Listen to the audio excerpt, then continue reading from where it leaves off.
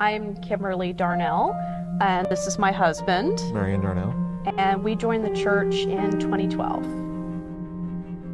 In February 2017, Marion had a massive heart attack at home. Had to do CPR on him. He was life flighted downtown, and when we got there, they said he was going to die or be very, very brain damaged. He coded again after he arrived at the medical center. And shortly after, the chaplain came in, which pretty much that means game over. I began to pray that Marion's survival would be a testimony, and he woke up.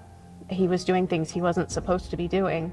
On the day of the original heart attack, the church was there. Yes. Like immediately. That night, the prayers went up, and since 2017, I basically lived on a machine and battery power.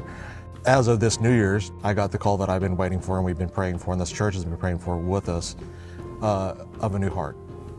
And I don't mean in the spiritual way, I mean in the physical way. I got a heart transplant. After having a death experience, not near death, I died. I've been praying, God, what is your purpose for me moving forward? During the Sharing Life campaign, they had talked about church planting. They kind of just said, hey, this is what we're doing, this is where we're going. God gives us opportunities, and we have a choice whether we're going to take that opportunity to share and continue His work, or we can choose not to. The heart transplant came right as we're about to start this church, and then he ended up back in the hospital for some heart rejection.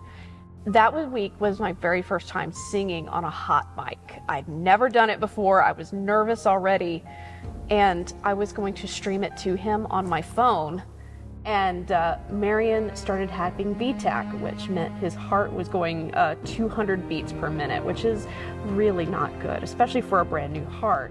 It means they could have cardioverted me, which means shocked me. And I could tell immediately something was wrong. I could hear the alarms going on. It's fine, I'm fine, everything's fine. And so she went up on stage and sang. They're putting IVs, they're doing all this stuff, and my heart rate is still 200. There was 6 or 7 nurses and there are 2 doctors. They're listening to them sing. As soon as they started praise and worship, my heart rate dropped from 200 to 130 in a matter of seconds. They had to be in there for the entire service. Was there somebody there that maybe didn't know what God's worship can do? I know that I won't be able to go into full-time ministry yet, but I was like, God, what?